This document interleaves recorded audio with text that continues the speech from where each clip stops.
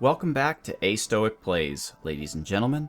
I'm Marcus Aurelius, and this is Thea, The Awakening, a game that is currently in early access on Steam and in beta, put out by Muha Games, which is a small group of starting game developers that are based in the UK and Poland.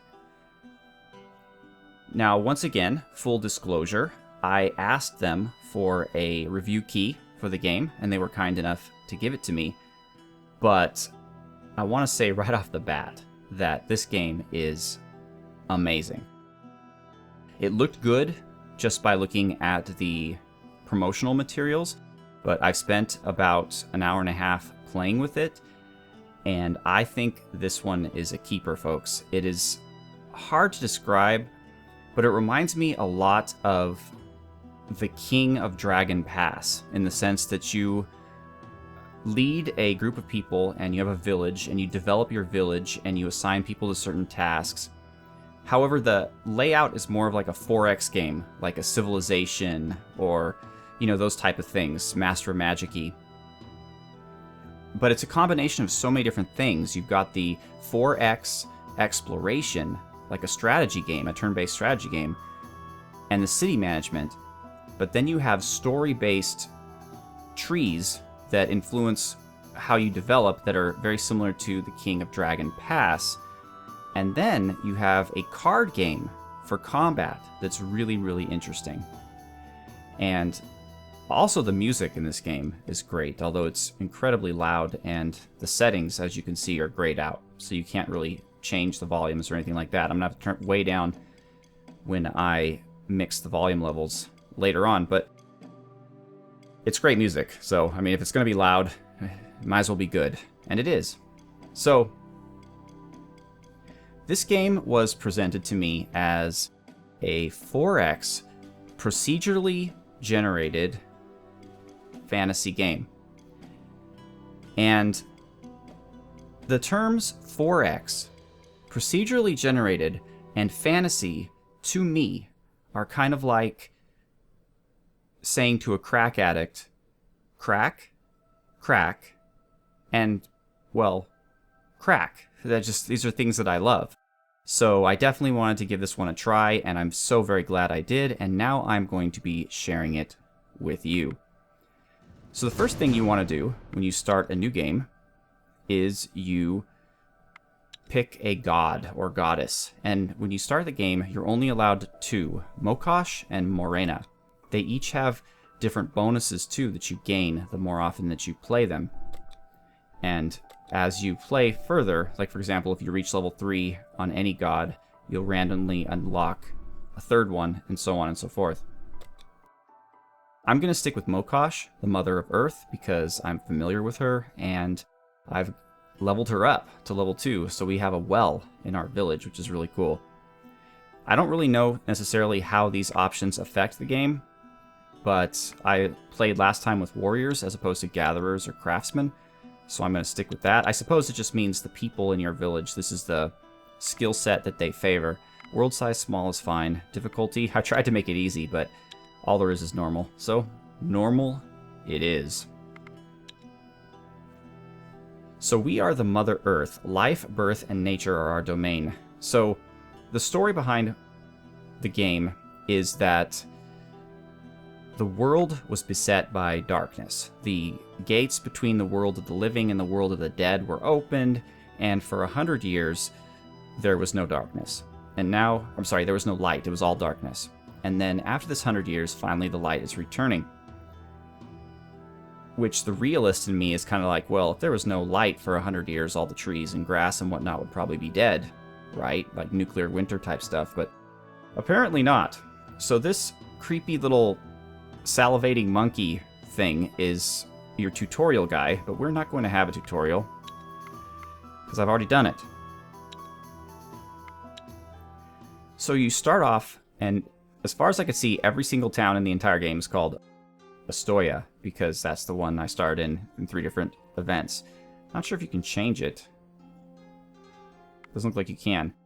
But to get you started, here's your village, and we started with a well because of my leveling up our goddess.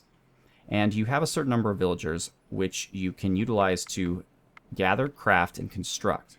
And in order to craft things and construct things, you need the items which you gather. So we start nearby with seaweed, vegetables, and straw. That's kind of problematic because we have no wood, and wood is important. But let's figure out what we do have. So right now we have 4 people in the village, and there's some more outside ready to explore. And they all have different skills. This is the gathering skill, and this is the crafting skill. And so what you would like to do is you'd like to give the person who has the best skill levels the tasks that suit them. So in this case, first thing we want is food and straw, because straw can be burned for fuel. So we'll get straw, seaweed, and I guess vegetables. So what we want to do first of all is our best gatherer, I want to gather food. So that's Amelia, it looks like. Or let's do seaweed. Okay. So you can have her just do it for an infinity, or you can have her do it to a certain degree of items. I'm just going to have her do it for infinity. Then Katharina is our next best. So she is going to get straw. Also infinity. And then finally, these two are kind of worthless. Dragon and Slava aren't very good. Slava's pretty good at producing things, though. So I'm going to have her start off with vegetables. But eventually I may move her over to crafting. And Dragon really should be in the away team, as I like to call them, the group that goes around exploring, because he's not really good at anything. So then you can craft certain things. You can craft clothes, which protect you, obviously. Cooked meals, tools, or tools that help you with crafting, and tools that help you with gathering. And as you can see, they require certain things. You need a primary material, a secondary material, and a catalyst. And right now we only unfortunately have the catalyst, and not very much of it.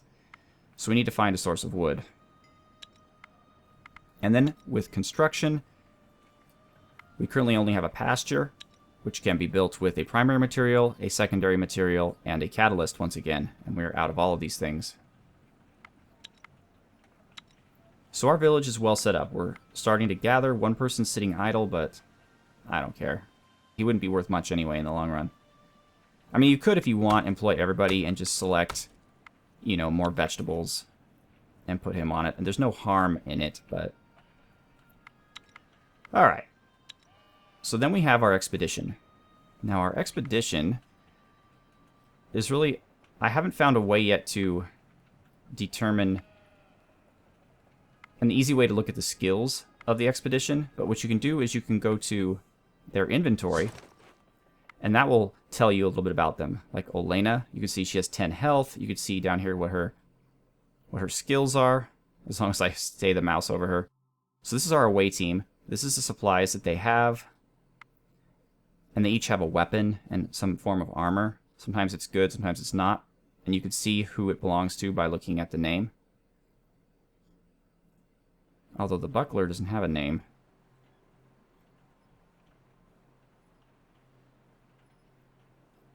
So again, I'm relatively new to this. I don't know all the tricks. But I'm wondering, can I like... The ones with the check marks, obviously I know belong to somebody equipped. And I guess maybe these shields here just mean that anybody can use them? Not sure. Yeah, no idea. But regardless, this is our away team. And what you want to do is you want to just kind of explore the world. You can harvest items that you don't necessarily have in your village, and you can click on this to see where they are. So for example, if I wanted oranges, there they are. I could harvest them there. And it looks like we have some kind of coal or clay over here. So first thing we want to do is we want to move over to here to see what's going on. And when you are on a square, or a hex, I should say, that has something, you want to click the question mark to search it. And then you get into story mode. So it says, you stumble across some ruins of an old city engulfed in mist and mystery. The skulls represent danger. I think 1 skull is a little danger, 2 is a little bit more, 3 is a lot. So we can search it or leave. And there's 3 options that are unavailable. Either we don't have the skills for them, or whatever. But we're going to search. So we search the buildings and discover a supply store. So we have meat, amber, and nuts. Let's take our loot. So it looks like that did not turn into a problem. And when you're done with your movement, you just end the turn.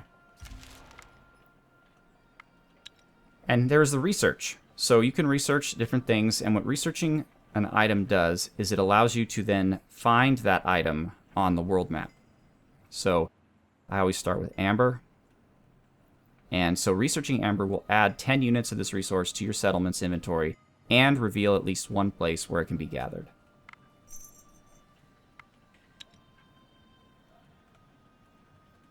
So now I see a forest here. So you can see we can gather wood and mushrooms.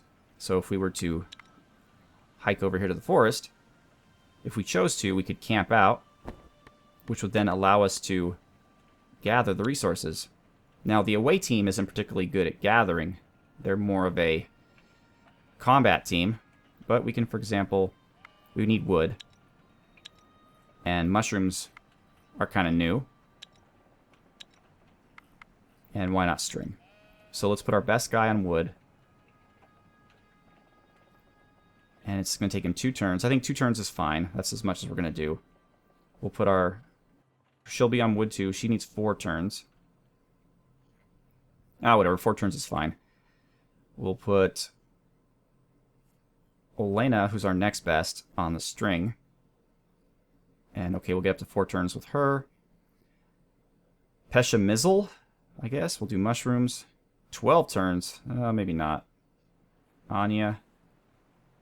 Okay, so we're going to leave the mushrooms alone. Don't need any mushrooms. And 3 turns, 4 turns. Okay, so we'll get 3 wood. So then we just have to wait.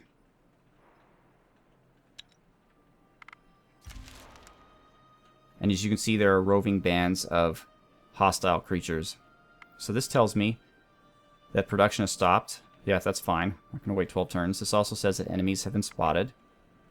And villagers are idle. I think they mean people in my away team, because I'm pretty sure my village is all... everyone in my village is doing something. Alright, so another turn.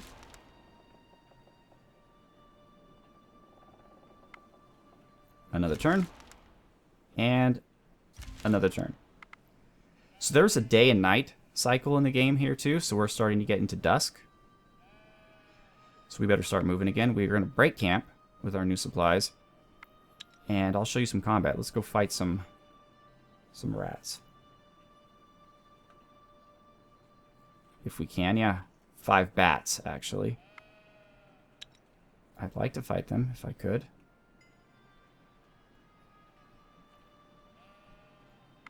Maybe you can't fight them. They have to fight you. Nope. Okay, you approach the beasts, and you have time to plan your action. We have 2 unavailable options, but we can just attack them. So 5 bats. Combat is incredibly interesting. It's a card game that, believe it or not, I actually enjoy, and I hate card games. Perhaps I'm changing, because I also really liked the card game in The Witcher, Gwent, and I like this card game, so maybe I'm just becoming a different person. But so you can look at, these are your offensive cards, and these are your tactical cards. They all represent people that you have with you on the away team. Offensive cards basically just mean they are fighters you throw onto the map to fight the bats. Tactical cards, instead, you can play these guys to provide some kind of tactical bonus. They each have skills. Or, if you so choose, you can have them join the battle too, but because they're kind of in the back row, I guess you can think, they will take a turn to get adjusted, so they won't be able to attack the first turn. So the first thing I do is I look at who our toughest person is. In this case, it's Tasha. She has 16 health and 15 attack and 6 armor. So her defense will be boosted by 6. This is called defense, but I call it health because it functions very similar to hit points. So let's put her on there. And as you can see, she adds her 6. And for tactical cards, none of these are any good, actually. We can use counter tactic, and this might counter one of their tactical cards. Okay, so we have 0. So this is how many moves you can make. And we have 0, so we're ready to end the turn. And each turn is a tactical turn where you play your cards until finally neither you or your opponent have any cards left, at which point it's the action turn. Now these question marks here mean that they pulled this guy from the back, so he's confused and will only be able to attack on the second turn. So now I can pull another card. I'm going to do the same thing. I'm going to bring Anya into here because she's our next strongest, and I'm going to get closer with her. That means that she, like the bat, will sit out the first round of combat. And we're at 0 again, so we have to end the turn. Okay, they're bringing out another bat. Now I have 3 because they've played their final turn, so I can bring out Dobrochna, Olena, who doesn't appear to look like she's a warrior, but there she is. And I could either bring in Peshamizzle, or I can use him to confuse one of the bats, which will make the bat skip the first fight phase, which is what I'm going to do. So that's his tactical ability. So now we're ready to fight. End the turn, and now we're in the fight phase. Fight phase lasts 2 phases. And it go in order of where they show up. So we just killed that bat. He's gone. That bat's dead. And that bat's dead. So actually, one bat did survive. So now we're in phase 2. He gets another attack. But we crush him. And I'm not sure what that's all about. I guess if you play a tactics counter and it moves the card into the garbage or whatever, it comes back at the end of the fight and you have to fight it anyway.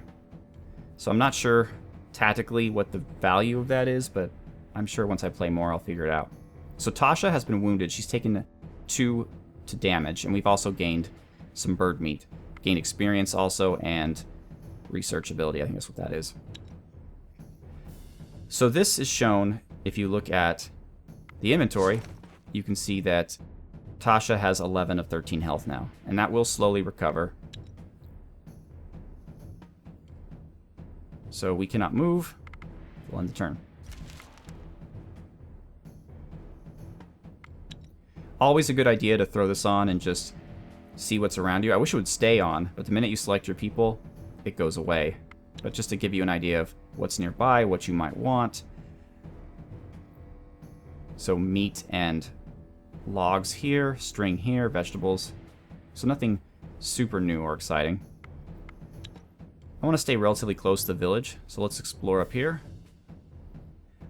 And I also mentioned at the beginning, but this is procedurally generated. So every single time you play, it will be a different world with different placement. There's, I think, 50 or over 50 resources to interact with. So, okay. We're done for the turn. So let's go investigate the small rat lair.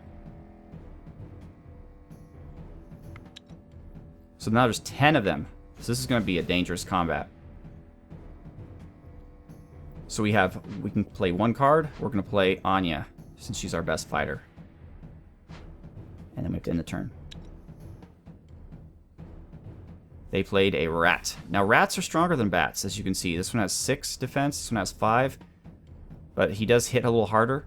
The enemies themselves are also procedurally generated. So if you fight 10 rats, they might be 10 completely different rats with different skills and abilities. Now Vuk here, we don't really want him in battle because he can fall pretty easily, especially to 10 rats who might gang up on him. So if we do play him, we'll play him last. Now see, Protect Ally will add 6 defense to whomever they're protecting, but in the example of Tasha, I'd much rather have her out here fighting and also soaking up damage. So we're going to do that. And then we're going to throw in... We could confuse the rat. Alright, we'll confuse the rat. Alright, next turn. And you keep doing this again until all the cards are played. Alright, we're going to... So first action, your most recently played offensive card advances to the top of the action queue. So she'd be able to... Well, I wonder if that would necessarily... I don't think it would benefit her since she's confused. I'm not sure, though. If it made her, like, unconfused, then that would be quite good. But I do not believe that it does that. So, instead, we're going to throw Elena in there.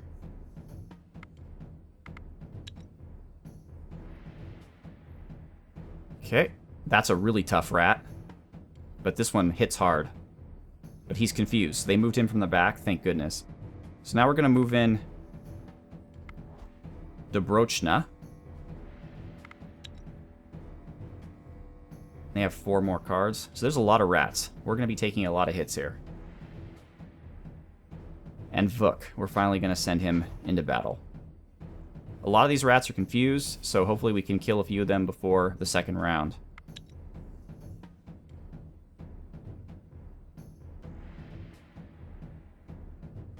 Alright.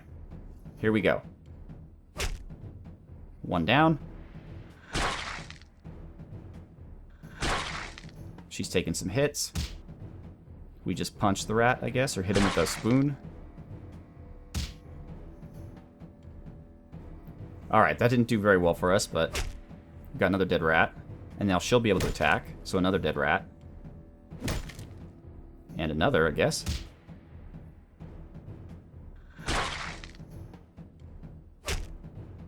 So Dobrochna is not in good shape. Neither is Vuk. Yeah, Vuk's in bad shape.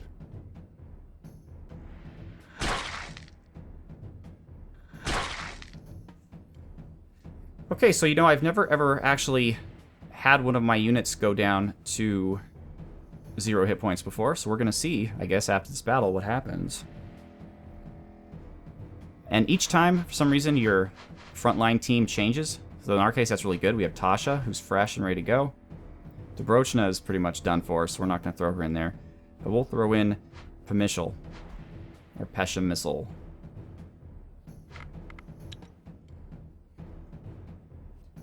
So the rats are ahead of us, which means they're going to attack before we do. So someone's going to get attacked by 8 damage. But both of these two can handle it. We'll move her in, and her in. Or we can't yet. I think we should be okay. We shouldn't lose anyone else. Alright. I'm going to skip Dobrochna.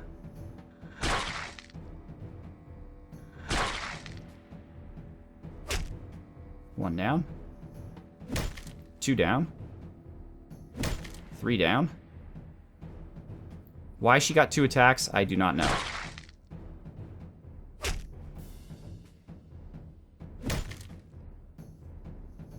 But there we go. We won the battle. Okay, so Vuk is heavily wounded, as is Peshamessel, but apparently they're both still alive. We gained 12 leather and 12 meat. Ooh, rat leather. The best kind. So if we look at them... So heavily wounded. I'm not sure what that means exactly. It doesn't tell you what the effect is. Obviously, he has 0 hit points out of 9.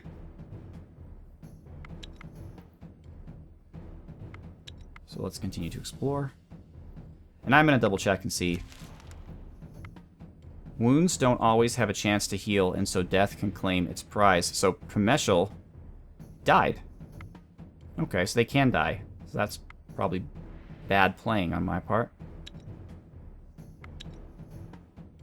But Vuk was much worse than him.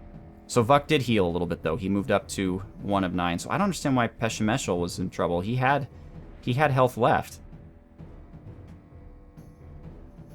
Unless he's bleeding or something. I'm not entirely sure why he would die.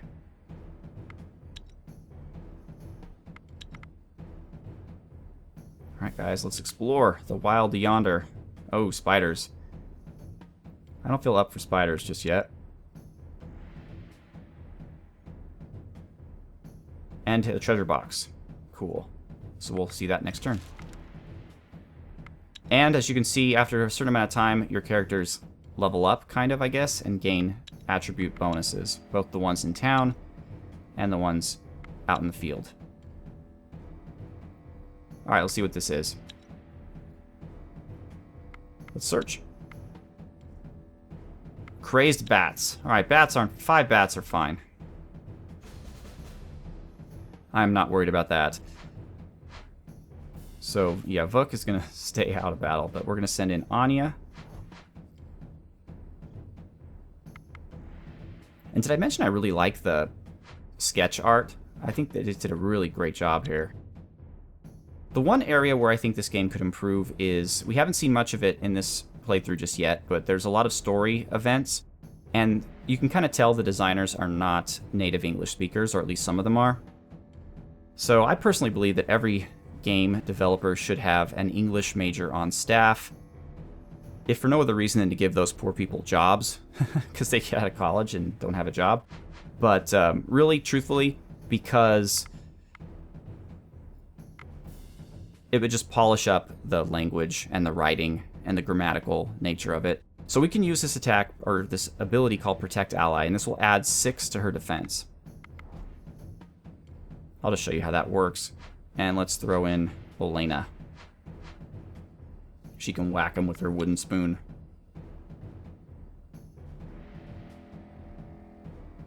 Okay.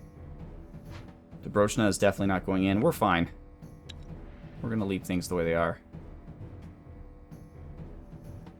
I mean, I guess we can counter-tactic. Again, I'm not entirely sure what that does. I thought it actually canceled a tactical card, but it doesn't appear to do that. It just puts them aside until the end of the battle.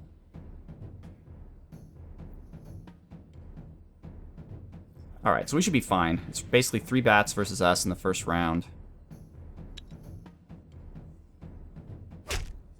Anya's good for taking out one of them.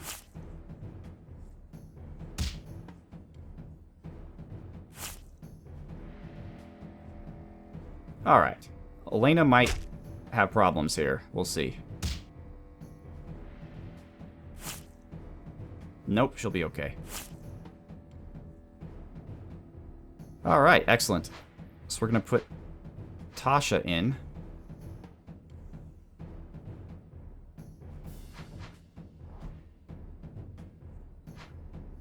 And end the turn. And we'll throw Anya back in there as well. And I'm just going to see what happens if first action is used on someone who's confused.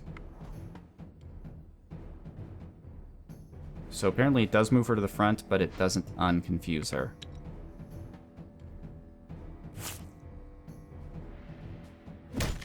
But I guess she will get the first action.